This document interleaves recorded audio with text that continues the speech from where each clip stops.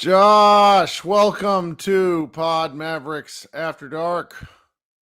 Josh, we are here to talk about an absolutely historic performance.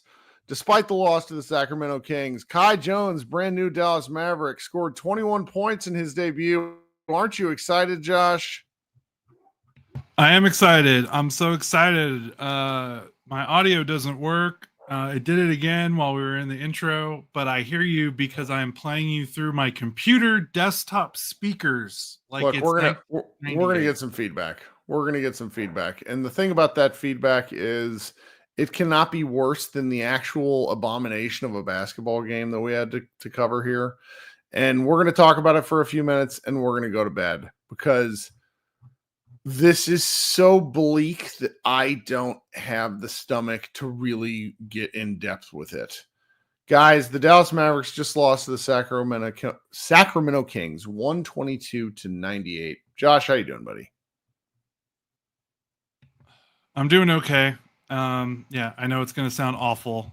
I will try to keep myself muted while you are talking so that you don't hear the reverberation. Yeah, I mean, this perfect to have these technical issues. I don't know why. Right. My headphones are not working, but it summarizes our how everything's going. The season's over. I mean, it pretty much is. Even if best case, obviously Kyrie Irving got hurt in the first half, had to get helped off, knee injury, hyperextended, very bad, planted his knee, buckled. Even if it's like best case scenario, he's probably out like 3 weeks, which is like almost the rest of the regular season. Like, I mean, if he tears his ACL, he's out not only for the rest of the season, but he's probably not back till what optimistically Christmas would be like the earliest. Even then, probably like post All-Star break next season would be likely. Like, it's bad. It's bad, and we are paid to be here, and we are contractually obligated to be here. And I don't want to be like, I don't know what to do. There's nothing to talk about. There's nothing to talk about except the misery. And I don't want to talk about the misery, but that's all we got. It's so, and JB in the chat, longtime commenter with a really remarkable ability to change his avatar throughout the show. My dogs are losing their minds downstairs, which feels pretty apt. He JB just said, the Mavs are going to tank, and my brother in Christ, tanking is intentional. Tanking requires intentionality. Yeah. What the fuck do we think that the Mavericks are doing that's intentional? Let's just go through the starting lineup. I want to read you some boxes. Kai Jones was their best player. How much more can they tank right now? Let's just, so Kyrie Irving played 9 minutes, scored 7 points. Okay. Kyrie was looking, I don't know, whatever. He hurt himself. It was bad. Middle of the second quarter. Kessler Edwards, another starter, 6 points. Dwight Powell, 2 points. Klay Thompson, 25 minutes, scored 3 points. Dante Exum, 22 minutes, scored 5 points. Klay Thompson was a negative 30 in 25 minutes, which is one of the more remarkable stats for a Hall of Famer that you will ever see. This got bad so quickly, and there's just nothing to say about the why, because we know why. PJ Washington missed this game because of an ankle injury, a lingering ankle injury that they won't give an actual injury designation for other than sprain. Anthony Davis is out with a core-related issue that he needs surgery on. Let me be clear here, guys. The Mavericks are going to pussyfoot around this for the end of time because they don't want the superstar to be mad. Anthony Davis needs this surgery. It took Damian Lillard close to 3 years of dealing with this until he finally was simply unable to press on. Until Anthony Davis gets this surgery, it's going to be a recurring issue. He's over 30. Things don't get better when you turn 30, folks. Sorry, not even for superhumans. Daniel Gafford is out for the rest of the regular season, though the Mavericks won't commit to that. That's just what the truth is. So that's 4 of the Mavericks' biggest players. And then Dwight Powell. Dwight Powell, who got hit in the head in the opening minutes of this game with a ball reversal. It was truly hilarious. And oh yeah, of course, Arik mentions Lively. I can't believe I just skipped over Lively, who the Mavericks say they're going to give an injury update for on the 6th, which is 3 days from now, which will roughly be 6 weeks into his 8 to 12 week recovery timeline. Like this is comical.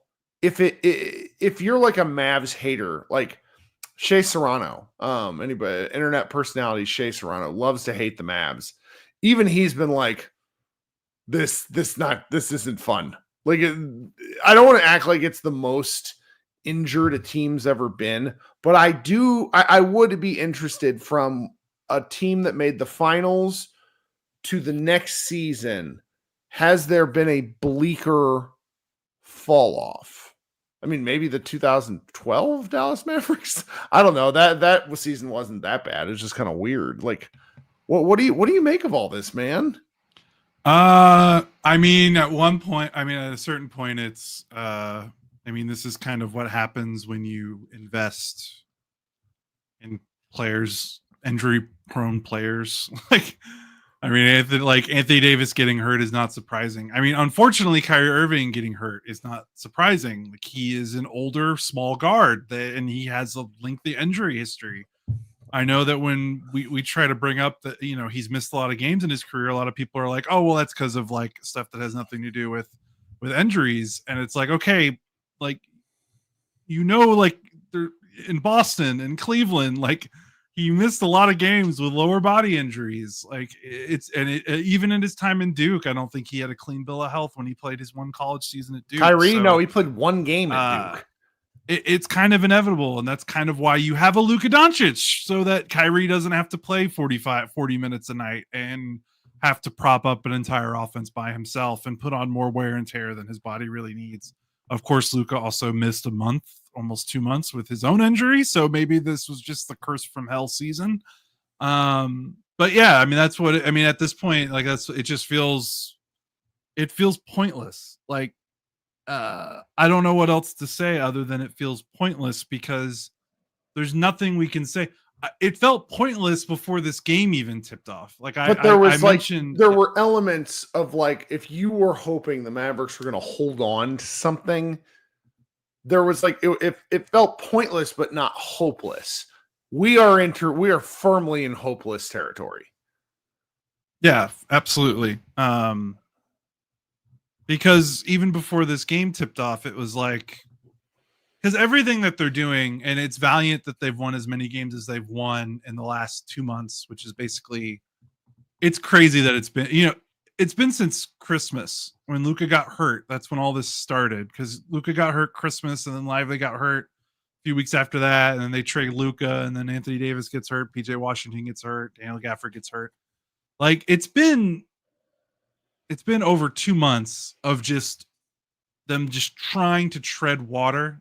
Uh-huh. And when they're doing that, there's some interesting things you could say about, like, oh, they're doing this, they're doing that. But, like, Kessler Edwards starting at center and winning games, a few games like that, is a neat party trick, but it's not, like, when we're trying to talk about the validity of the team, it doesn't matter. Like, it's awesome in the short term, but, like, they're not going to have Kessler Edwards starting at center in the playoffs. So, like, why spend that much time and brain energy talking about it, other than, acknowledging how neat it is that the Mavericks have kind of pulled a rabbit out of a hat. But, like, they've just gotten to a point now where they're so hurt that this is like you said, it is comical, but it's also like, we can't talk about the basketball because this doesn't matter. No, and like, Jaden Hardy enters the game. We didn't even talk about Jaden Hardy. Jaden Hardy went down with a non-contact ankle injury where his leg just gave the fuck out. The Kyrie Irving injury was, if you didn't see it in real time, the Kyrie thing was like, oh no. And then you watch it on replay, and, like, the Kyrie's injury looked bad, and then you slow it down and it looks horrifying. Hardy just planted and his leg went out. It's got to be the same ankle that's been giving him problems. And when you see something like that, I'm a Hardy, not a fan, but, like, there's genuine, like, oh no, that goes on when you see something like that, where, I mean, the whole arena went silent, and we're getting to the point here. And this is, we talked about this last game. The Mavericks only have 14 signed guys, and because they don't have a 15th guy signed into that final spot, we don't think they apply or are able to apply for injury exceptions. This doesn't get better. This gets worse. And I at a certain point, you want to be able to talk about certain things that translate to games, that translate to what you're building on. The Mavericks don't have a foundation right now with which to build, because everything was a nightmare. Everything. Like, you maybe look at the Najee Marshall game and say that was interesting. I don't mean to disrespect Kai Jones, but I'm not interested in Kai Jones. Like, he looked super athletic. That was fun. But like, he's the seventh guy that's come through this season that's played some center minutes for the Mavericks. Like, what? I will say that I am happy for him as a human being that likes watching other human beings play basketball, but like, that's not anything to build upon for a team that started the season with title aspirations. Right. It's not like it's a neat party. It's like smoke and mirrors. It's fun in the moment, but you're not winning playoff games with Kai Jones as your starting center. Right. And that's not his fault. He just he got brought in after being on a two-way deal with the Clippers.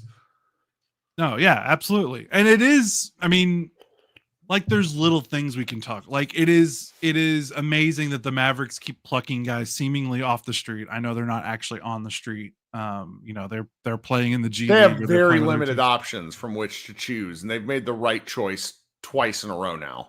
Yeah, but historically, like, going back to when I first started really getting into the Mavericks in junior high, I feel like this organization just can find dudes and that can get like 15 points in a game that, coming out of nowhere. Like, and I was like, okay, well, Dirk is such a malleable superstar that makes sense because he can fit in with everyone. And then it's like, okay, well, Rick Carlisle is a really good coach.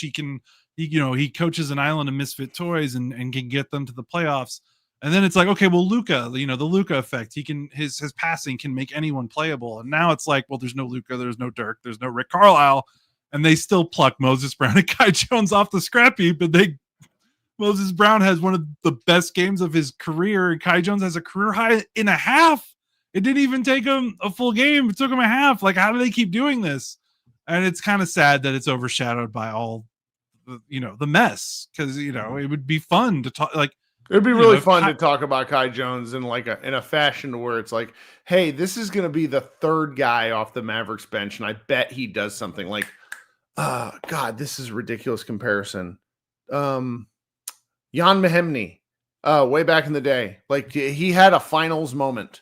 He put the nail in the coffin on the Heat. It's like, oh, hey, that's our third guy. We love that guy. Like, you would love to be able to have that for a guy like that. But instead, too much is going to be expected of him. And did you hear Followell even talking about him? Because of the limitations of the two-way deals, he's only available for 12 games for the Mavericks. Right, because he was on a two-way deal earlier, and you can only play so many NBA games. He's already played 26 or something like that.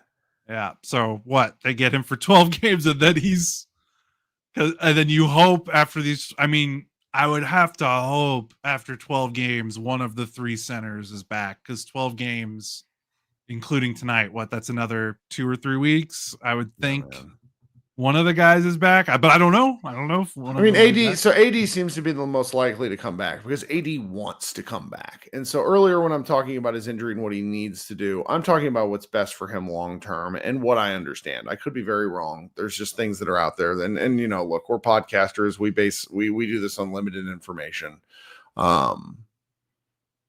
I want to see him play as a fan, but I also don't particularly understand what Anthony Davis changes with the calculus of this team right now. This is it's been an odd month. We're at like 33 days or so since the trade, maybe if even that, maybe 31. And at some point you expect like the chart. No, it's not. There we go. Is that right? Yeah. Sorry, my camera's backwards. At some point you would expect the bad news icon to level out. It has not. It absolutely hasn't. You keep waiting for the lowest moment, and it hasn't happened yet. I mean, there's no one left to get hurt. I mean, Clay, they're at this point, it's almost like they're running out of, uh, 5 of their best 6 players are hurt. So I guess number 6, like Clay needs to not walk under any ladders. And Clay's Clay's not good. Clay is functional in a system. Clay doing things on his own results in Clay tonight, which was kind of embarrassing. Yeah, that's kind of who he is. That's expected, and he's paid. Like the best player right now, like the best actual basketball player the Mavericks have right now, in my opinion, is Najee Marshall, followed by Max Christie, followed by Klay Thompson. That's Bleak. Good Lord. And, Caleb Martin, they think he's going to come back pretty soon. Jaden Hardy, hope he's fine. Hope he comes back in a couple of days. Spencer Dinwiddie is reaching is nadir? Is that the right word? Yes. He's reaching the bottom. He got a technical foul tonight for a shot where he got blocked twice on the same attempt. To which I just, it's not even fun to be mad about Spencer Dinwiddie, That's where we are. What is the thing you've always said, Kirk, is he's the guy that when things are going well, you like having him on your team, but when things are not going well, you do not like having him on your team. Right. And I doubt we're going to get to that point with him just because this is like, we're past bumpy. we're in like the plane is crashing and everybody needs to put on the oxygen masks in order to stay calm. Not because the oxygen mask will do anything, but because the oxygen will kind of sedate you. Oh, God. Yeah, I don't know. And again, everything we can talk about with the basketball, it's like, again, Kai Jones is fun, but he's not, you're not going to win playoff games with him. Like, I don't want to have high expectations for him. I want to be delighted. Like tonight, I was delighted. Like, don't get me wrong, but it's like it's delighted in the context of all the bleakness. Right. Like everything we feel like we can talk about with the basketball is going to be like irrelevant in a couple months, either because the team gets healthy and these guys don't play these same roles anymore. Yeah. Or they don't get healthy and they're not in the they're not in the playoff. They're going to lose in the play-in if they don't have Kyrie or Anthony Davis. Or they'll make it to the first round and lose in 5 games or something if they don't get healthy. So yeah, it just there's just a sense, pointlessness is just kind of what keeps going through my head. And the only thing that's left to talk about is the stuff that's not the basketball, and that's the stuff I don't like to talk about. And we've been talking about that stuff for, like you said, like 30 days because something keeps coming up since that trade. And I don't know, it doesn't get any better. Like I don't even I just don't like, how are they going to win? Like trying to break down wins and losses with the way the roster is just feels like, at least bad teams. It's like, if you're Charlotte, you're looking at young guys and like, is this guy a future building block? It's like, Kai Jones is not a future building block. No disrespect to him. He's just a stopgap. Like that's what it kind of feels like. Well, and then you go look at like the Western Conference playoff race. And so Golden State is 6th, Clippers 7th, Kings 8th, Minnesota 9th, Mavericks 10th. And then there's a 3.5 game gap between the Mavericks at 10th and the Suns at 11th, and a 4 game gap between the Portland Trailblazers. And then there's enough gap, like it's the Spurs are what they are. But I still don't know. I don't think the Mavericks fall out of this play-in. I really don't. No, because that Phoenix schedule is insane. They literally play playoff teams like every other night. Like not just playing, like they play like top 8 teams like every other night till their season's over. Mm-hmm. So I don't even. I mean, if Kyrie is gone for a month, like if he's not, like if he's gone for March, and Anthony Davis, Lively, Gafford are still gone for another week or 2. I mean, I don't know. I mean, I thought they could scrap by, but if they don't have Kyrie for a month, I maybe they actually do fall out of the play. And that's not even to say Phoenix is going Right. to like roar into the 10th seed. Right. It might just be, I don't know. I don't know if Death they by Mavericks can win any games. Death by 1,000 cuts kind of thing. Like at one point during the playback, somebody in our room was like, the Mavericks need to clear the bench. And it was like, there ain't nobody left. It was that bad. Yeah, there's no, and they don't, their two-way slots are filled. They have, I think I saw Mark Follow on the broadcaster on Twitter say like they have 4 days of veterans minimum left for the year. So they could sign someone to a 10-day, you know, like one final 10-day with 4 days left in the season. That's like, unless though, I think, you know, if Kyrie is gone for the season, I don't know if that changes like the injury exception stuff, but I don't know the rules there. But yeah, that's the thing is like, there's no more reinforcements coming. They just have to hope one of their bigs, PJ, Gafford, Lively, Anthony Davis can come back, but they don't really have any. You know, Spencer Dinwiddie is going to be their best point guard for the next month, I think, optimistically. Because this Kyrie thing, he's not out for a couple games. Like even if it's up, like the optimistic thing is he's not having surgery. Like that's to me the best case scenario. They play the Bucks on Wednesday. They play Memphis on Friday. They play Phoenix on Sunday on an ESPN ABC game, which is just the Sadness Bowl. My God. All right, guys. I'm going to go. I don't feel very drive across the country. Not across the country. I got to drive to Kansas City in the morning. So everybody be good. We'll be here on Wednesday doing something or other. Or at least Josh will be. I'm not sure if I'll be. Maybe I'll call in. I'm not sure. We'll figure out something. Everybody be good. Thanks so much for hanging out. Go Mavs. Or don't go Mavs.